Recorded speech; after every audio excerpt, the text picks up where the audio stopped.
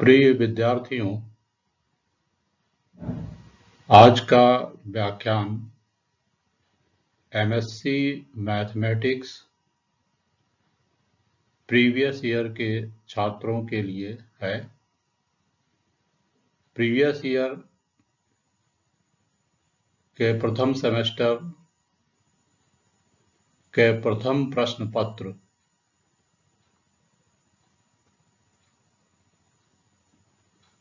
का प्रथम यूनिट इस व्याख्यान में सम्मिलित किया गया है।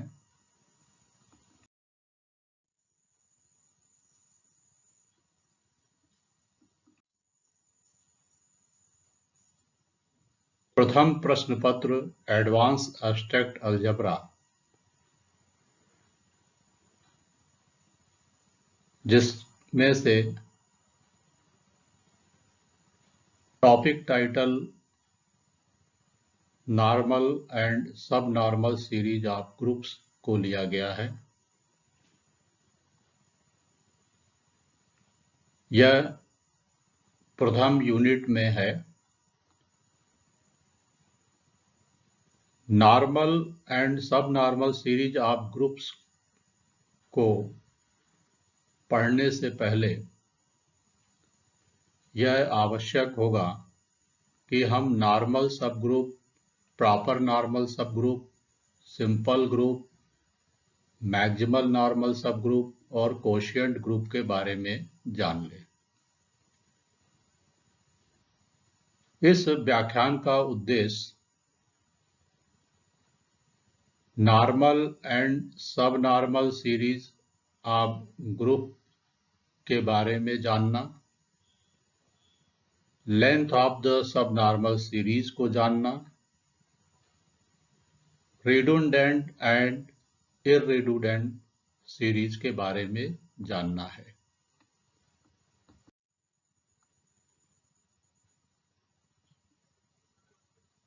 सर्वप्रथम हम अपनी मेमोरी को रिकॉल करते हुए पूर्व कक्षा में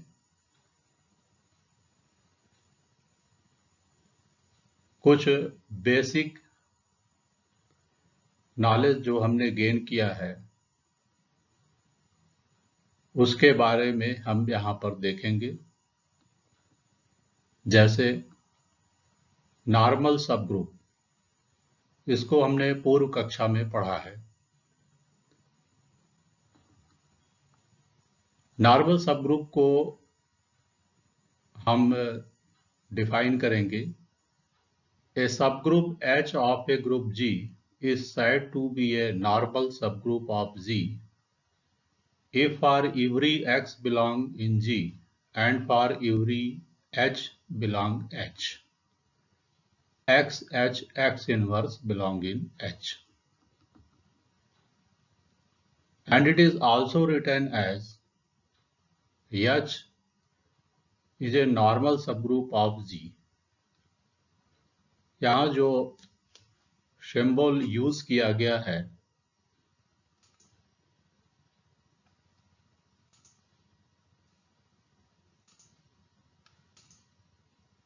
दिस सिंबल, जिसको रेड कलर से हाईलाइट किया जा रहा है,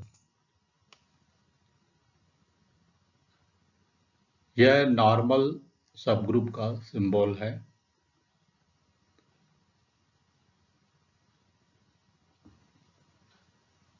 तो एच जी का नॉर्मल सबग्रुप होगा if x h x inverse is subset of h for every x belong in ji.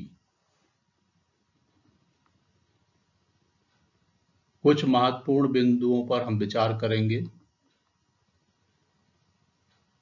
Number 1, the subgroups G itself and E are normal subgroups of Z. Number 2, the center of a group is a normal subgroup of Z. If F from G to G dash is a homomorphism of groups where G and G dash being groups, then kernel F is the normal subgroup of Z. अब हम proper normal subgroup के बारे में जानेंगे. A subgroup of a group is said to be a proper normal subgroup if it satisfies the following conditions. Number 1, it is a proper subgroup, that is, it is not a whole group. Number 2, it is a normal subgroup. In other words, दूसरे शब्दों में हम कह सकते हैं, a subgroup H of a group Z is called a proper normal subgroup if first condition H does not equal to Z, that is H is not the whole of Z. Second condition, H is the normal subgroup of Z, that is H is a normal subgroup of Z. अब हम simple group को परिभाषित करेंगे. A group Z is simple if it possesses no proper normal subgroups, that is G is simple, then G has no other normal subgroup except E and Z. अब हम maximal normal subgroup के बारे में जानेंगे. A normal subgroup H of a group Z is said to be a maximal normal subgroup of Z if H does not equal to G. Second, if K is the normal subgroup of Z and K is a super of H, this implies K is equal to H or K is equal to Z. In other words, दूसरे शब्दों में हम कह सकते हैं, a normal subgroup H of Z is said to be a maximal normal subgroup of Z if there exists no proper normal subgroup K of Z that contains H properly. Maximal normal subgroup की एक अन्य परिभाषा पर हम विचार करेंगे. Another definition of maximal normal subgroup.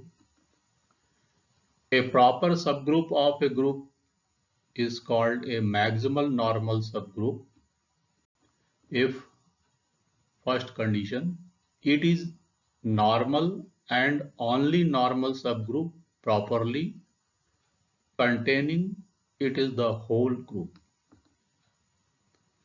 Second, it is normal and quotient group is a simple group. In other words, दूसरे शब्दों में हम कह सकते हैं, a proper subgroup of a group is called a maximal normal subgroup if H is normal in G and for any subgroup K of Z such that K is greater or equal to H, either K is equal to H or K is equal to Z.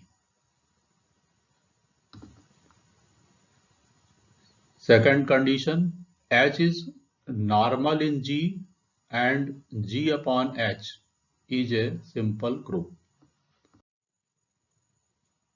कुछ महत्वपूर्ण बिंदुओं पर विचार करेंगे.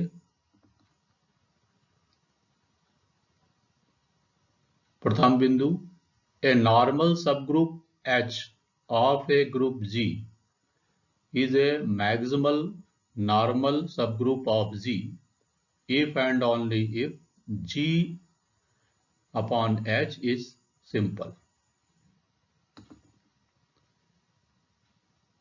If second condition है if n and m are two distinct maximal normal subgroup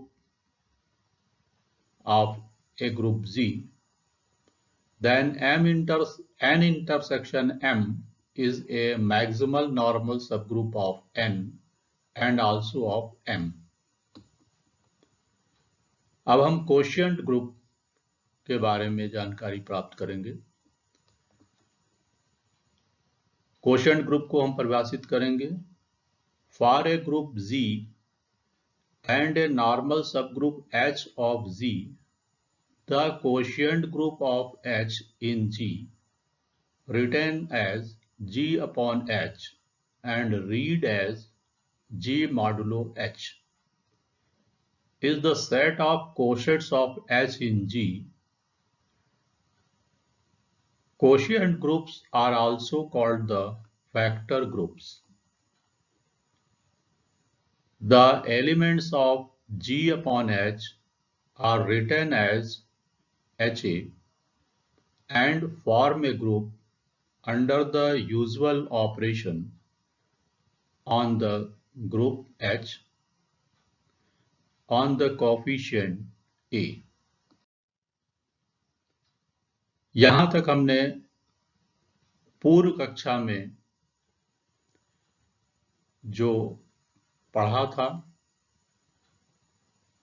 जिसकी आवश्यकता इस व्याख्यान में थी, उसके बारे में जानकारी प्राप्त की। अब हम प्रथम प्रश्न पत्र एडवांस एब्स्ट्रैक्ट अलजेब्रा की प्रथम यूनिट का पहला टॉपिक नॉर्मल एंड सब नॉर्मल सीरीज ऑफ ग्रुप्स, इस पर विचार करेंगे। सबसे पहले सब normal series. Suppose G0, G1, G2, Gn is the sequence of subgroups of group Z. This sequence is called a subnormal series of Z if G0 is a normal subgroup of Z1, G1 is a normal subgroup of Z2, G2 is a normal subgroup of Z3, and so up to Gn minus 1 is a normal subgroup of Gn, जहां पर Z0 को हम singleton set E से और Gn को complete set group set G से denote करेंगे। इसे हम इक्वेशन नंबर 1 दे देते हैं। Here the factor Gi upon Gi minus 1, where I lie between 1 and n. It means G1 upon Z0, G2 upon G1, G3 upon G2, and so. These factors of subnormal series 1, ऊपर दी गई series 1 से ये जो factor लिए गए हैं, these factors are called the quotient group.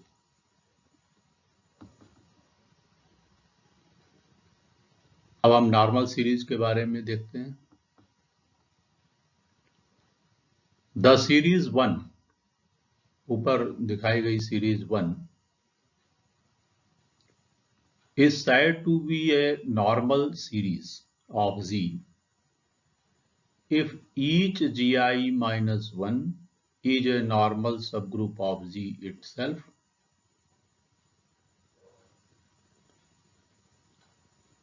and in series 1 the notation is specify that Gi minus 1 is a normal subgroup of Zi but not essentially normal in G. It means Z0 is a normal subgroup of G1, G1 is a normal subgroup of Z2, G3 is a normal subgroup of Z2, and so.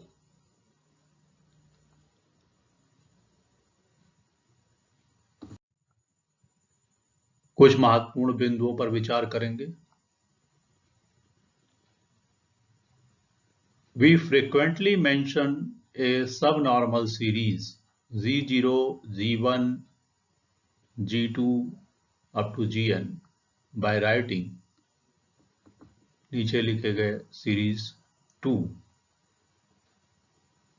के माध्यम से भी हम subnormal series को represent कर सकते हैं। G0 is a subset of Z1, subset of Z2 and so, where Gn is equal to Z and G0 is equal to E. And this equation 2 or series 2 is a subnormal series of Z. It is known as subnormal series of Z, where I run from 1 to n and Zi minus 1 is a normal subgroup of Gi. I की different values के लिए G0 when I is equal to 1, then I is equal to 1, then G0 is a normal subgroup of Z1, G1 is a normal subgroup of Z2, and G2 is a normal subgroup of G3 and so. For some I, it is possible that in 2, I की कुछ value के लिए यह संभव है कि series 2 में Gi minus 1 और Zi दोनों इक्वल हो जाएं। अब length of the subnormal series को देखते हैं। The length of the subnormal series is the number of distinct members of 2. Means series 2 में जितने भी एक दूसरे से डिफरेंट मेंबर्स हैं उनकी संख्या सबनॉर्मल सीरीज की लेंथ होगी, and which are different from G, और वो G से डिफर होगी। अब हम रिडंडेंट सीरीज पर विचार करेंगे।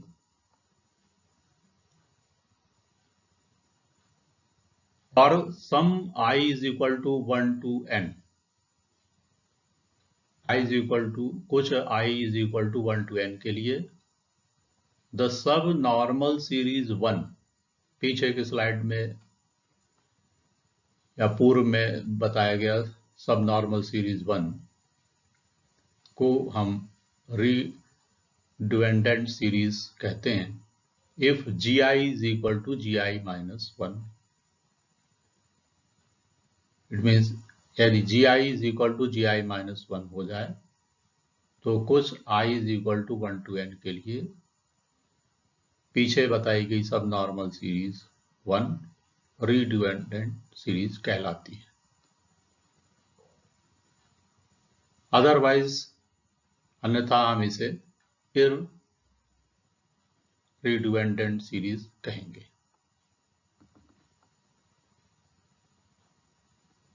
यहां पर यह ध्यान देने की आवश्यकता है कि by deleting Zi from a redundant series, whenever for some I Gi is equal to Gi minus 1, जब कुछ I के लिए Gi और Gi minus 1 इक्वल हो तो एक रिडंडेंट सीरीज से यदि हम Gi को डिलीट कर दें तो वह सीरीज इररिड्यूएंडेंट सब नॉर्मल सीरीज बन सकती है। तो इस प्रकार से फिर से देखें, it may be notice that by deleting Zi from a redundant series, an irredundant subnormal series can always constructed.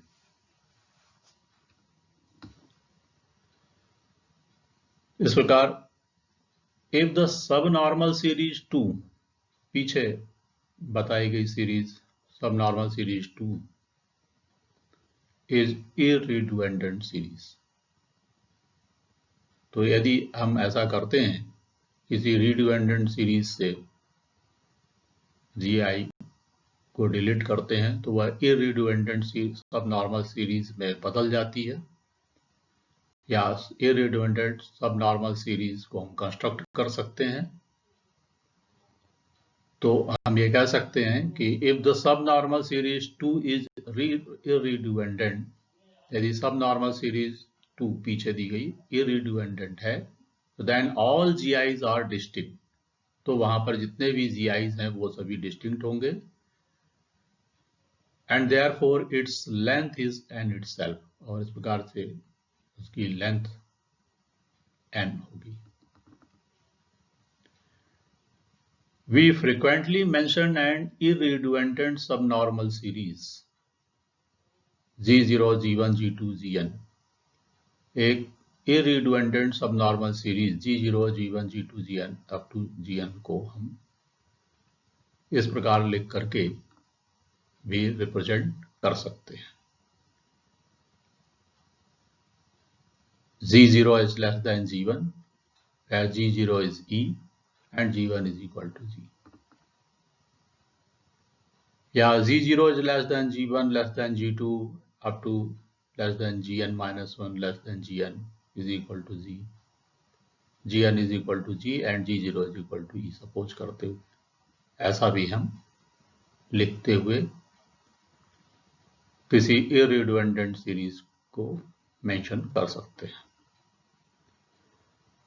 The above series is an irredundant subnormal series of G।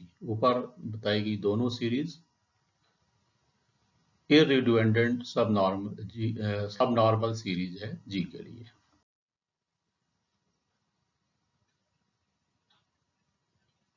इस व्याख्यान में ऊपर हमने जो भी टॉपिक्स को लिया है उनके बारे में जानकारी प्राप्त की है, उसको हम फर्दर रीडिंग के लिए कुछ रेफरेंसेस हैं, उस रेफरेंसेस को हम देख सकते हैं। तो विद्यार्थी स्क्रीन पर जो रेफरेंसेस आ रहे हैं, विद्यार्थी उन रेफरेंसेस को देख करके इस व्याख्यान से संबंधित और भी जानकारी प्राप्त कर सकते हैं।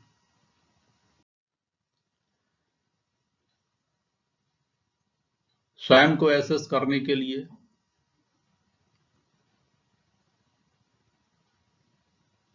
विद्यार्थियों को यह सीखना होगा कि नॉर्मल और सब नॉर्मल सीरीज ग्रुप्स के लिए क्या होती हैं। एक एग्जाम्पल से उसको समझने का प्रयास करें।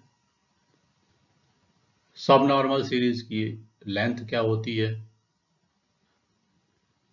और रिड्यूएंडेंट और इरिड्यूएंडेंट सीरीज को उदाहरण के साथ विद्यार्थी समझने का प्रयास करेंगे।